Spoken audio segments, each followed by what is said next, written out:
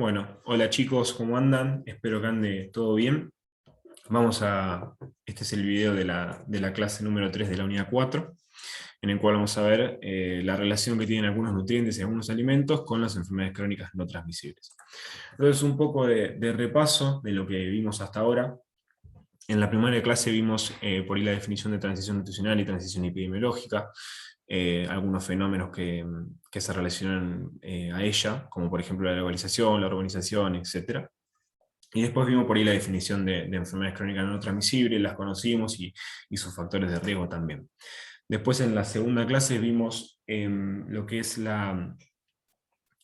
algunas estadísticas de estas enfermedades crónicas no transmisibles, y en esta tercera clase, que es esta misma, que está compuesta por dos videos, por dos clases, en esta en particular vamos a ver, como les comenté, la relación que tienen algunos nutrientes y algunos alimentos en las enfermedades crónicas, y algunas estadísticas también relacionadas, tanto de consumo como de producción. Y después en la segunda parte de la clase, que es un video que va a subir Nacho, vamos a ver la relación que existe entre los ultraprocesados y las enfermedades crónicas no transmisibles. Entonces, en un principio, nada, les muestro este gráfico que es bastante esquemático, pero más que nada para presentarles al autor y al trabajo que usamos bastante como bibliografía, va a formar parte de la bibliografía complementaria, pero bueno, es un artículo de Mozafarian, que es un médico estadounidense que tiene un montón de trabajo relacionado con la nutrición pública. Entonces, más que nada lo que muestra este gráfico bastante esquemático es algo que ya conocen obviamente, que es la relación que tiene la dieta en la fisiología del cuerpo humano, no necesariamente, no exclusivamente en el peso corporal. O sea que la forma en la que nos alimentamos va a influir tanto en la presión arterial como en la homeostasis de la glucosa y la insulina, la inflamación sistémica, etc. Entonces nada, la idea era más que nada presentarles un poco el autor y a recordarles esto que ya bien sabían. Bueno, y en este gráfico del año 2019, nada, no está en la bibliografía, básicamente lo traigo para que vean cómo hay tanto como tasa de mortalidad y como muertes totales atribuibles a una dieta malsana. Por ejemplo, una dieta alta en sodio, una dieta baja en granos enteros, baja en fruta, etc. Es básicamente para mostrárselos. Y en este gráfico del artículo que les presenté hace un rato, la idea se los traigo un poco para traer la idea que tiene Mozafarian, el autor, un poco con la relación que tienen los alimentos y los nutrientes en las enfermedades crónicas. Porque antiguamente, o sea, hay siempre una visión reduccionista, que aún por ahí la podemos observar en algunos discursos, de que un nutriente solo es el culpable de una enfermedad o de este tipo de enfermedades, o de la obesidad o la diabetes, etc. Entonces lo que Mozafarian dice que ese modelo un poco se traslada, no recuerdo si lo dice él, bueno, que un poco ese modelo se traslada de la época de las deficiencias vitamínicas, que estas deficiencias sí se solucionaban con un solo nutriente, pero cuando queremos aplicar ese mismo modelo a este tipo de patologías, o sea, nos quedamos muy cortos, muy reduccionistas. Entonces, lo que él recomienda es analizarlo desde los alimentos, desde la matriz compleja del alimento, de todos sus ingredientes, su grado de procesamiento, el efecto que tienen distintos tejidos, etc. Entonces, bueno, yo este gráfico se lo presento, lo vamos a usar bastante en la clase, pero bueno, es para que vean más o menos beneficios y peligros, daños en la salud cardiometabólica de algunos alimentos. Entonces, bueno, la idea es, como les comenté, analizar, teniendo esto en cuenta que les dije, el efecto que tienen algunos nutrientes y algunos alimentos en la salud no, en su relación con las enfermedades crónicas no transmisibles. Entonces vamos a arrancar con la sal. La sal, nada, les digo una pavada que obviamente ya saben, pero es muy confuso. A mí a veces también me pasa de no, recuerden que sal y sodio no son términos intercambiables, muchas veces uno se confunde. Recuerden que la sal es el cloruro de sodio, es el condimento, y el sodio es el sodio, el mineral, el que tiene los efectos sobre la presión arterial. Entonces, ¿por qué vamos a ver, por qué analizamos las sales? Porque el sodio va a aumentar de manera dosis dependiente la presión arterial. Dosis dependiente quiere decir que los efectos del sodio, los efectos fisiológicos son dependientes de la dosis. Entonces va a aumentar la presión arterial con un efecto mayor en adultos mayores, pacientes que tienen hipertensión y personas de tez oscura. Entonces, ¿por qué es importante esto? Porque la presión arterial elevada es uno de los principales factores de riesgo tanto de muerte como de discapacidad, de enfermedad cardíaca, de ACV y insuficiencia renal en el mundo. O sea, es uno de los factores, uno de los factores de riesgo más importantes a la hora de analizar las enfermedades cardiovasculares o cardiometabólicas. Y después, bueno, les traigo este otro ítem, que es también del trabajo que les mostré hoy, de que básicamente existe una correlación positiva en un montón, en miles de estudios observacionales, entre ingestas elevadas de sodio y enfermedad cardiovascular, especialmente infarto. Más de 4.000 miligramos, esto es, es el doble, básicamente, porque la recomendación de sodio es de 2.000 miligramos al día. Después vamos a ver algunas partes de consumo. Bueno, y un poco en este cuadro, en esta figura, se ve por ahí algunos, sí, los factores que contribuyen al desarrollo de estas enfermedades cardiovasculares y el factor de riesgo metabólico de la presión arterial. Entonces tenemos algunos determinantes sociales que ya vimos incluso, y ustedes ya conocen cómo estos determinantes sociales de alguna manera moldean los comportamientos y los otros factores, pero bueno, tenemos la globalización, no sé si se recuerdan el texto de Corina Hawkes y la clase de Nacho, cómo modificaba la forma en la que nos alimentamos, la urbanización que cambia completamente la manera en la que vivimos, la edad, el ingreso, la educación y el hogar. Entonces, estos determinantes sociales llevan a factores de riesgo de comportamiento, que son un poco los que conocemos y los que son sí, más conocidos, como una dieta sana, una dieta que no es sana, el uso de tabaco, la inactividad física y el uso de alcohol, el uso excesivo de alcohol, que lleva a estos factores de riesgo metabólico, como la presión arterial elevada, la obesidad, la diabetes y la elevación de los lípidos sanguíneos, que son los que llevan después a las enfermedades cardiovasculares. Entonces, un poco para mostrar, remarcar por ahí estos dos que son los que nos interesan ahora, como una dieta puede llevar a un aumento de la presión arterial, y un poco la pregunta de a qué nos referimos con dieta no saludable. Entonces, en ese trabajo nos referimos a dieta saludable a una dieta con alimentos que tienen mucha sal, mucha grasa, que es baja en frutas y verduras y que tiene un consumo elevado de alcohol. Así que esto va a llevar a un aumento de la presión arterial, que es un factor de riesgo, como vimos, muy importante en las enfermedades cardiovasculares. Entonces, bueno, este es un cuadro del mismo artículo que les mencioné hoy, es un metaanálisis que no sé si corresponde a ese mismo trabajo o está citado de otro lado, pero básicamente hay dos de estos cuadros, uno en el cual va a analizar nutrientes, como en este caso, y otro en el cual va a analizar alimentos. Y básicamente lo que se quiere ver en estos trabajos es el efecto que tiene un distinto nutriente en un resultado específico, que digamos, se marca previamente. En este caso, por ejemplo, es muerte por enfermedad cardiovascular e infarto. Entonces lo que se quiere ver es qué impacto tiene una dieta alta en sodio comparada con una dieta baja en sodio en el infarto y la muerte por enfermedad cardiovascular. Entonces acá se ve que levemente aumenta el riesgo relativo. Este gráfico lo vamos a ver, está bastante en la clase, la idea es que por ahí pausen y vean si quieren, para ver en qué resultados se analiza, etcétera, si aumenta el riesgo o no. Entonces, bueno, ¿por qué es un problema, digamos, el sodio y la presión arterial? Es porque, como seguro ya vieron con Nacho la clase pasada, las enfermedades cardiovasculares son responsables de 17 millones de muertes, un montón, casi el tercio del total, y de estas, las que están relacionadas con la hipertensión arterial son de 9,4 millones, más del doble. O sea, más del doble de las muertes de enfermedades cardiovasculares están relacionadas con la hipertensión arterial. Y después, porque según la OMS en el año 2015, 1 de cada 4 hombres y 1 de cada 5 mujeres tienen hipertensión arterial. Entonces, algunos datos de consumo, que vamos a ir viendo algunos por ahí de cada nutriente, de los 3 nutrientes, y después vamos a ver algo más general, más regional y mundial. Un poco, bueno, la recomendación diaria de sales de 5 gramos, que equivalen a 2.000 miligramos de sodio. Todos estos datos de recomendación están sacados de un documento que forma parte de la bibliografía obligatoria, que es un documento de OMS que se llama Healthy Fat Sheet, en el cual están todas las recomendaciones con sus respectivas citas y recomendaciones para todos los grupos de alimentos, para lo que hay que evitar, cuánto de cada alimento, etc. Entonces, bueno, teniendo en cuenta esto, casi todos los países del mundo superan esta ingesta recomendada de 2.000 miligramos al día, y aproximadamente el 75% del sodio que se consume proviene de alimentos procesados y de restaurantes. Un poco, este gráfico es un gráfico de un trabajo de Popkin, que es el autor de la transición nutricional, que vamos a ver después. Pero bueno, básicamente acá están las ventas diarias de sodio per cápita. Fíjense que casi siempre supera los 2.000 en América Latina. Y bueno, acá algo que menciona Popkin también, que en América los alimentos procesados y comer fuera de casa son los responsables de las altas ingestas de sodio. Entonces, bueno, pasamos a lo que es el segundo nutriente, que es el azúcar, o algunos carbohidratos refinados, vamos a ver, es un poco de ambas. Y acá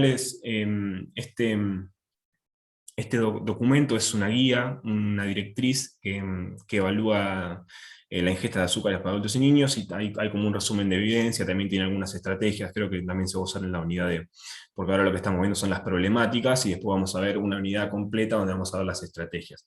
Creo que en la unidad de estrategias esto va a formar parte de la bibliografía obligatoria, así que nada, se los presento como para que para que lo conozcan, pero es una guía de OMS. Entonces, los carbohidratos refinados y los azúcares son un gran problema cuando hablamos de obesidad y diabetes tipo 2. Después las fuentes principales, ustedes ya las conocen, solamente las puse para marcarlas. Y después que en algunos alimentos y bebidas, los más ricos en almidones y azúcares son los que se asocian más fuertemente con el aumento de peso a largo plazo y el riesgo de diabetes tipo 2. Entonces, esta es una revisión que saqué del artículo que les mencioné hace un rato, de la guía que les mencioné hace un rato, la guía de azúcar. Básicamente en esas guías generalmente hay un resumen de la evidencia que hay actual con ese tema y por qué habría que tener estrategias relacionadas a ese nutriente. Entonces hay una revisión sistemática que evaluó el efecto que tiene en los azúcares libres en el peso corporal. Entonces se encontró que en adultos una ingesta reducida de estos azúcares se asocia a una disminución del peso corporal y que un aumento de la ingesta de estos se asocia a un aumento del peso corporal. Entonces ingesta reducida disminuye, alta ingesta aumenta el peso.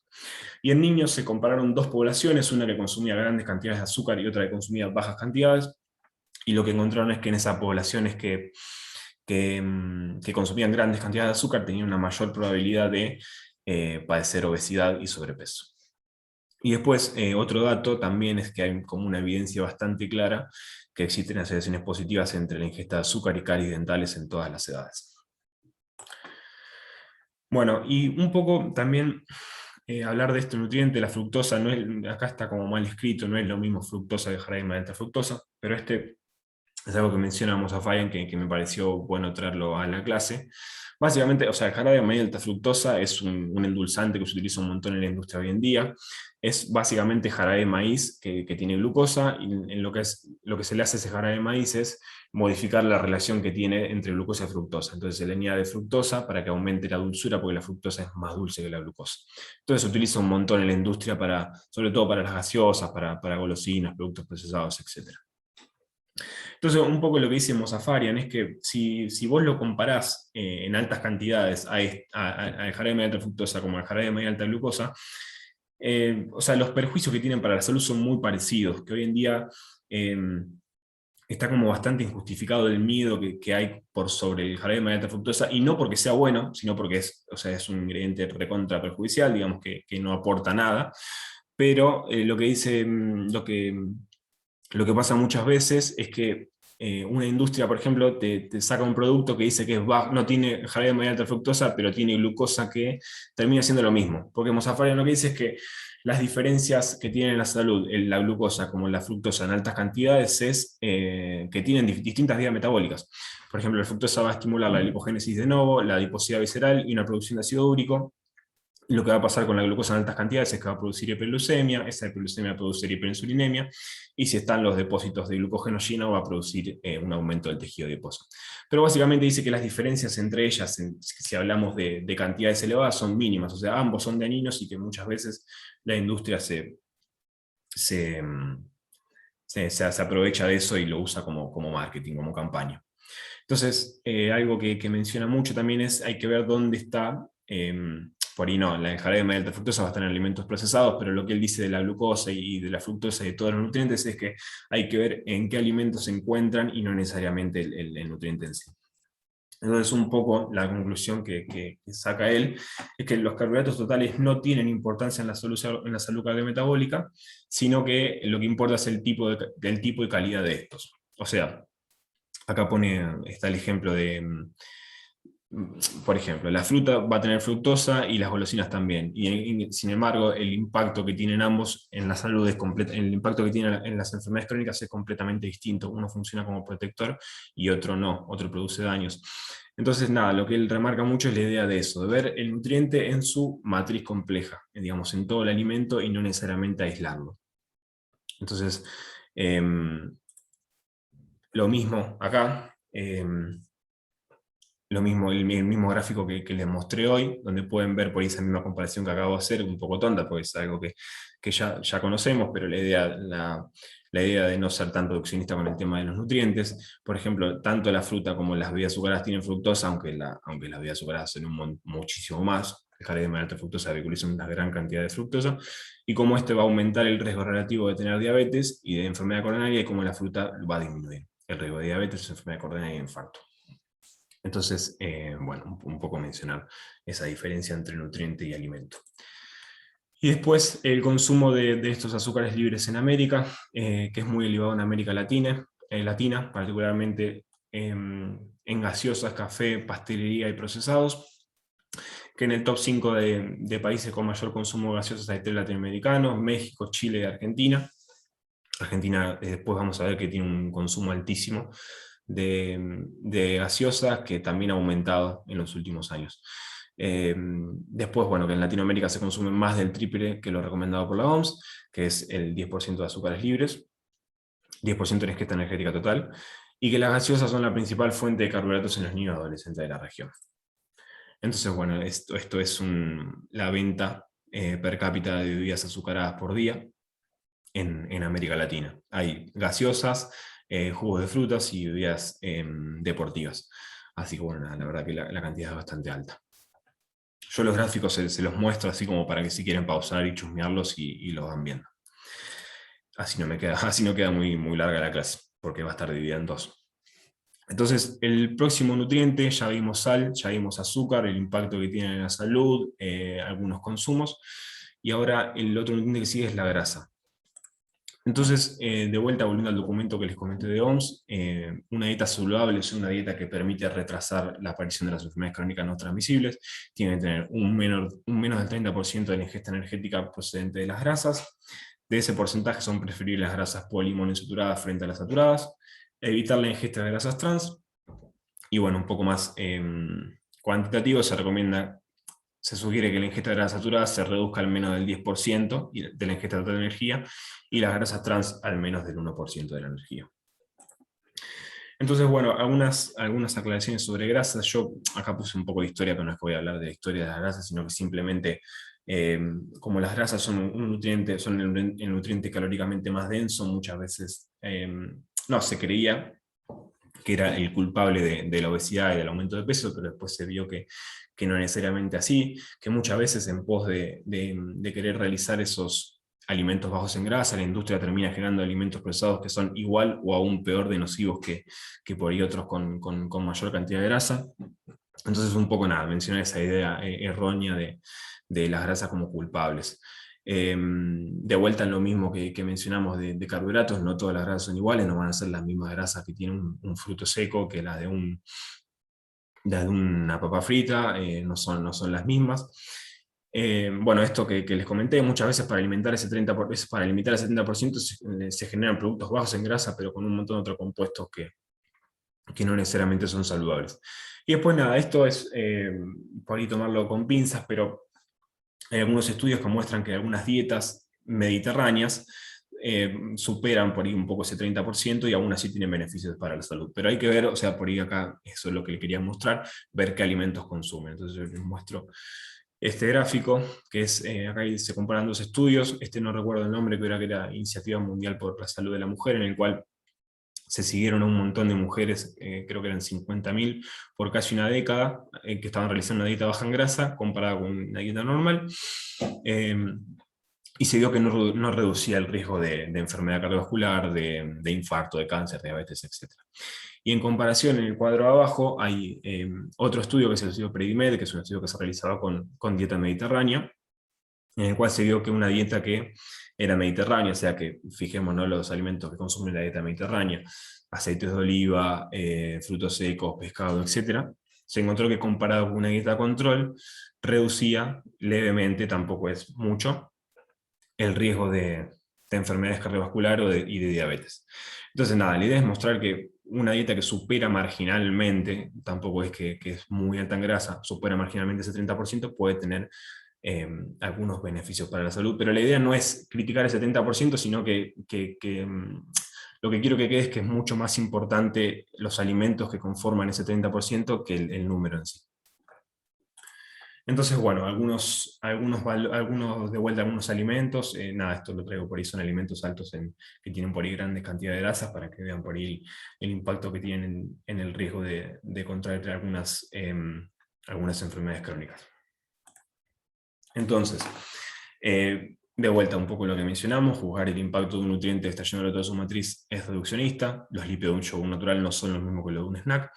Y después este concepto que quería comentarles para por ir a la próxima diapo es que cuando vos querés, o sea, el impacto de un determinado lípido en la salud se compara con un reemplazo isocalórico. ¿Qué quiere decir eso? Que si yo, por ejemplo, digo que las grasas saturadas, por ejemplo, aumentan el riesgo de enfermedad cardiovascular, tengo que compararlo con algo. ¿Por qué? Porque cuando yo saco las grasas o sea, pensémoslo a la inversa, yo digo que si yo me quito las grasas saturadas de mi dieta, voy a reducir el riesgo de enfermedad cardiovascular. Perfecto, o sea, lo tengo que comparar con algo. ¿Por qué? Porque yo cuando quito esas grasas saturadas, no es que ese espacio queda vacío. En lo que es la ingesta energética se va a reemplazar con algo. Entonces siempre cuando hablamos del impacto que tiene un determinado lípido, hay que ver con qué se reemplaza. Entonces por eso esto se los comento, espero que se haya entendido porque no lo expliqué muy bien, pero para dejar en claro por ahí la evidencia con el tema de grasas saturadas. Si bien está bien esto que mencionamos del alimento, en las grasas saturadas, el reemplazo por poliinsaturadas y por carbohidratos complejos muestra una reducción del riesgo por enfermedad cardiovascular.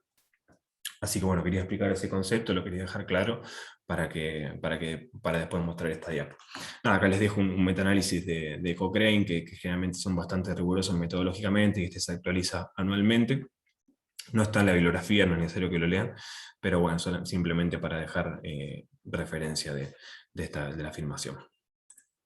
Y bueno, después, que está bien lo que dijimos de los alimentos y todo, pero el consumo de grasas saturadas en Latinoamérica se vehiculizan en procesados, y acá hay un gráfico que muestra la venta diaria per cápita de comida chatarra en Latinoamérica.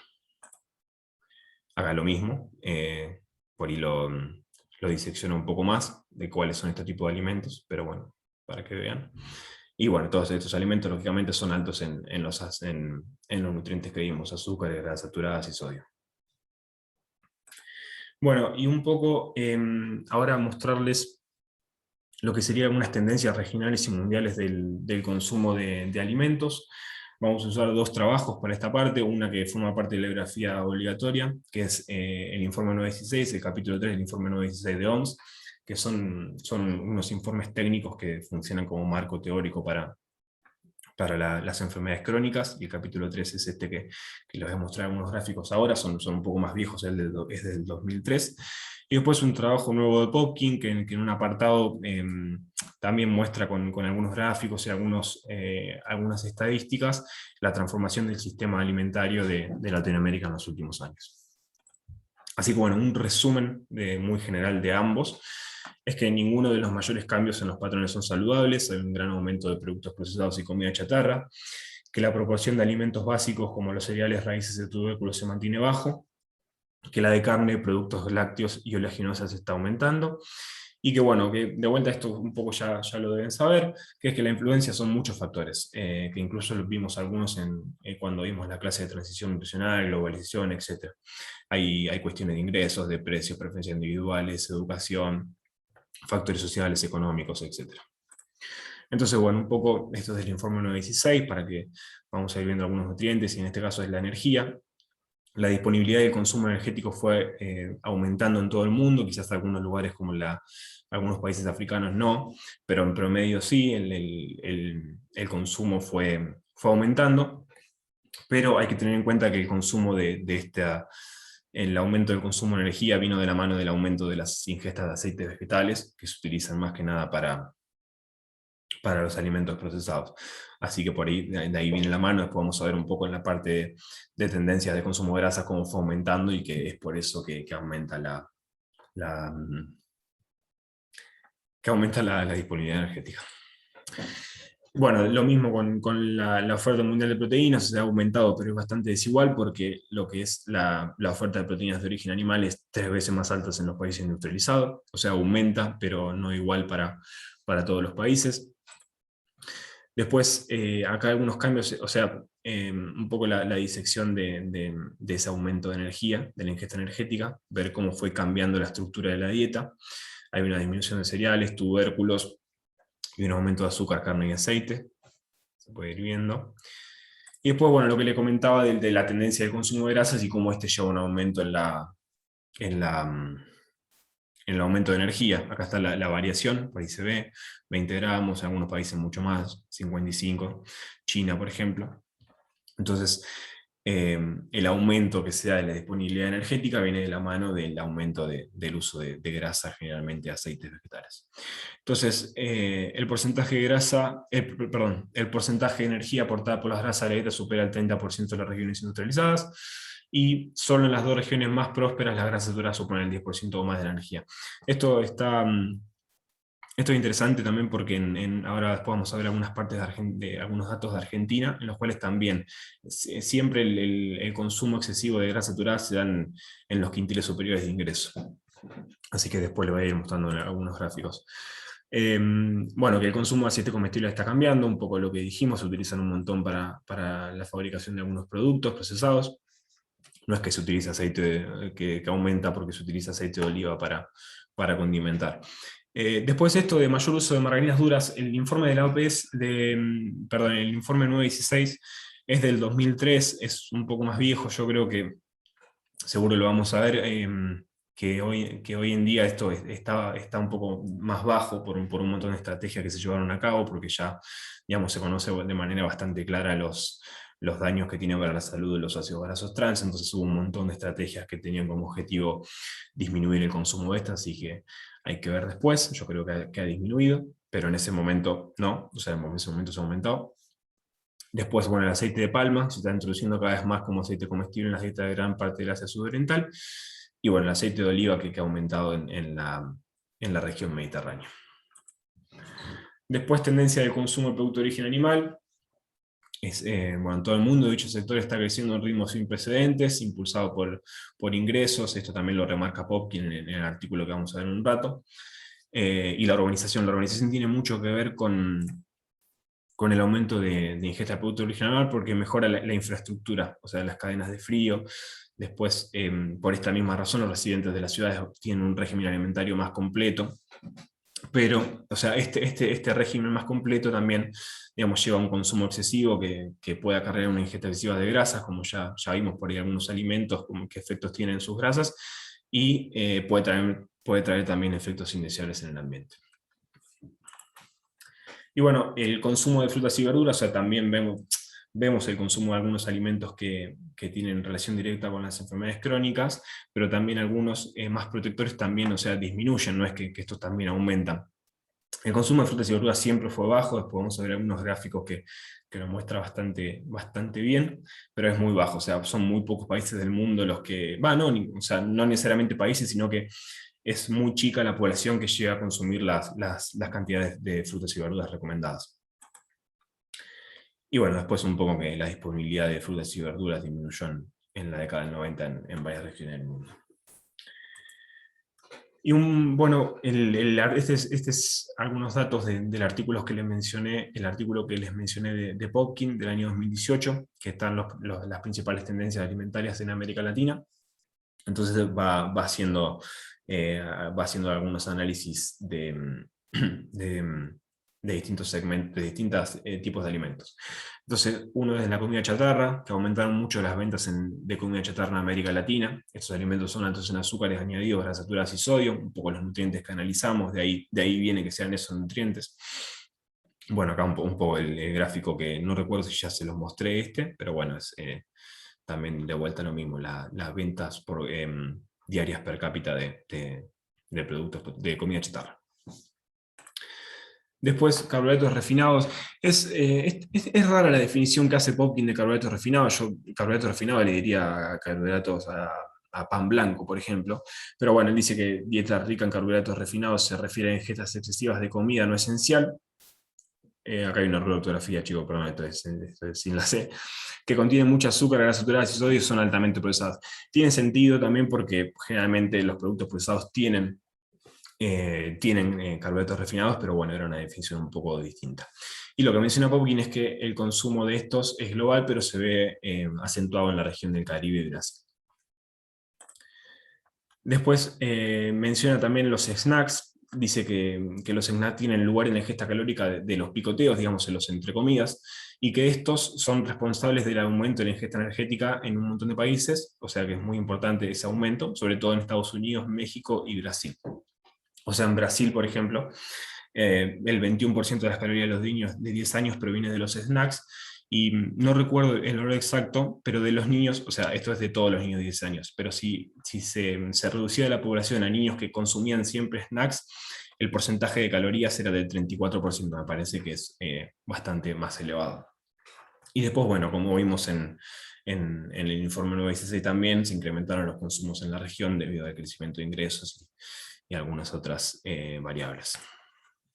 Bueno, comida fuera de casa, acá pongo un dato un poco tonto, pero que el problema no es comer fuera, sino que esas comidas generalmente son altas en grasas saturadas, sodio y azúcares refinados. Después vamos a ver también que en Argentina también hubo un aumento muy grande, y acá no solo engloba a lo que es comida fuera de casa, sino comida que no es preparada en casa, o sea, el delivery. Después hay un gráfico que muestra un montón el aumento del delivery, sobre todo acá en Argentina, de pizzas y empanadas. Y bueno, nada, un poco mostrarle que también, si bien vemos que hay un aumento de estos alimentos, hay una reducción del consumo también de alimentos protectores. Entonces, granos y legumbres, esta es la ingesta de legumbres total, siempre fue muy baja, pero ha disminuido durante la última década, y que representan menos del 5 o 10% de la ingesta calórica total. O sea, las ingestas de legumbres siempre fueron bajas, de hecho, se ve acá que las calorías que representan de ellas son muy bajas. Y después, bueno, con granos enteros, el tema de evaluar el consumo de granos enteros, Popkin decía que no hay muchos, no son muy buenas las mediciones que hay del tema. Pone dos ejemplos, uno es el caso de Chile, que tenía supuestamente un consumo muy elevado de granos enteros, pero que varios nutricionistas, no sé si así de informal, pero que en realidad el consumo de granos enteros es muy bajo, o sea, como que nutricionistas han dicho que no necesariamente es así, que corrigieron, digamos, esos datos. Y después está el caso de México de tortillas, que se decía que en México se consumían altas cantidades porque comían como unas tortillas que era de harina integral, pero después, si uno ve por ahí la producción de estas tortillas, se ve que no tienen nada integral, o sea, que generalmente se hace con el grano refinado. Después, bueno, que frutas y verduras, según la OMS, comer 5 porciones, reduce el riesgo de las enfermedades crónicas, ayuda a alcanzar la ingesta diaria de fibra, y tanto en Latinoamérica, creo que ya hemos visto, como en todo el mundo, las ingestas son muy bajas y ningún país se acerca a consumir las cantidades recomendadas. Después, bueno, acá un gráfico. Nada, vean que las calorías pertenecientes a verduras son muy bajas y siempre fueron bajas, o sea, no es que tiene picos, pero bueno, les digo gráfico para que lo vayan viendo. Y entonces, algunos datos de Argentina, de esto que vimos más que nada de consumo. Este trabajo creo que ya lo hemos utilizado, después la CENIS 1 que ya las vimos a principio de año. Pero bueno, la CENIS 1, no sé si recuerdan que se estudiaban a distintas poblaciones, y fui tratando de buscar por ahí esos nutrientes de los que hablamos al principio. Entonces, grasas, ácido graso saturado, la proporción de niños con ingesta de ácido graso saturado superior al valor fue considerado de 68.3%, y algo interesante es que quienes consumían esta grasa, yo puse acá, que eran los que estaban en condiciones socioeconómicamente más favorables, si se quiere, que es una relación que también se ve en el otro trabajo que ahora les voy a mostrar con gráficos. Después, bueno, que los poliinsaturados, el porcentaje que tienen ingesta inadecuada fue del 68.1%, y que no hay diferencia asociada a características socioeconómicas. Después, que la proporción de niños y niñas de 2 a 5 años que no cubrió la recomendación de fibra es casi del 98%, de vuelta sin diferencia asociada a características socioeconómicas, si bien no hace la diferencia de qué tipo de alimentos eran los que no consumían, queda bastante claro que ahí digamos, de dónde sale la ingesta baja de frutas, verduras, o sea que se puede deducir de ahí que la ingesta de frutas, verduras, legumbres, cereales enteros es bastante baja. Después, bueno, estos son los alimentos referidos por los niños que más consumen. Fíjense que el más consumido es el azúcar blanca molida y después está el pan francés. O sea, la verdad que es un... Casi no hay fruta, creo que no hay ninguna fruta, verduras hay alguna que otra, zanahoria, cebolla, bueno, les dejo como para que lo vayan viendo después. Y después, este es el mismo gráfico, pero en mujeres de 10 a 49 años y agrupado por grupo de alimentos, que si nos basamos por ahí en los alimentos que hay acá, ese agrupamiento, no, o sea, cereales, no hablamos de cereales integrales, sino de pan francés y etcétera. También, digamos, la ingesta de frutas y verduras es muy baja, yogures también, leche y yogures también. Así que bueno, son datos viejos igual, pero quería mostrárselos. Y después mostrarle un poco este trabajo, en el cual son más que nada gráficos, está buenísimo este por si lo quieren ver, o sea, se puede armar, hablábamos con Nacho, se puede hablar una unidad entera de todo este trabajo, en el cual, bueno, acá se ve por ahí el cambio del consumo de azúcares dulces y golosinas. Fíjense cómo el azúcar fue disminuyendo a lo largo de los años. Pero bueno, después algunas golosinas se mantienen. Chocolates y bombones, por ejemplo, caramelos, chicles y chupetines, helados y postres. O sea, la mayor reducción vino del azúcar de mesa que se pasó de consumir 10 a 6 cucharadas. Pero en el total, el tema está en las gaseosas, que se duplicó su valor. Así que si bien en el consumo de azúcar en total disminuyó, o sea, el de golosinas y azúcares disminuyó, pero el de gaseosas aún se duplicó, básicamente, que es un consumo muy elevado. Nada, yo chicos, estos gráficos se los voy dejando como para que los pausen, si quieren los miren, o les vamos a dejar la Biblia también para que los miren mejor. Después, consumo aparente de comidas listas para consumir, es lo que les mencionaba yo. Miren cómo ha aumentado, primero cómo aumentó un montón, y después el tema de las pizzas, empanadas, sándwiches y tartas en el hogar, o sea, el delivery, cómo aumentó a lo largo de estas décadas. Pero bueno, básicamente aumentaron menos las pizzerías afuera, todos. Después, bueno, de vuelta el bajo consumo, acá me quedó el signo de la DOB. También el bajo, cómo ha disminuido el bajo consumo de hortalizas y cómo la papa ocupa un tercio también del consumo de hortalizas. Siempre son las mismas los vegetales que se consumen, y de fruta aún menor, o sea, es menor la cantidad que se consume. Fíjense que también disminuyó, bueno, acá dice un 41% en los últimos 20 años. Así que estamos lejísimos de las recomendaciones, al igual que bueno, toda Latinoamérica, todo el mundo, como vimos previamente. Y después algunos valores de grasa saturada, de los nutrientes que vimos, como el consumo de grasa, este es el consumo de grasas saturadas medido en porcentaje de energía por quintil de ingresos. Fíjense que, como les comentaba, lo que le comentaba, que aumenta en base al quintil de ingresos. Los quintiles superiores son los que generalmente consumen más del 10% de grasas saturadas. Lo mismo el sodio, fíjense que igual el consumo de sodio es altísimo, recuerden que la recomendación es de 2000, pero en los últimos años disminuyó un poco, aún así seguro que esto tenga que ver con varias estrategias que se realizaron, pero aún así el consumo de sodio es casi el doble. Así que bueno, también para que lo vayan viendo. Y azúcares libres, lo mismo.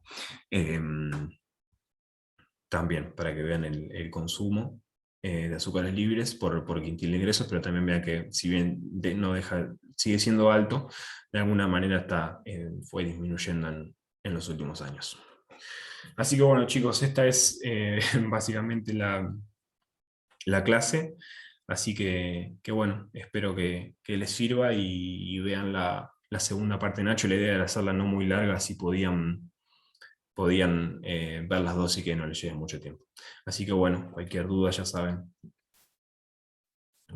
Cualquier duda, digo, nos vemos en las clases o en el Classroom.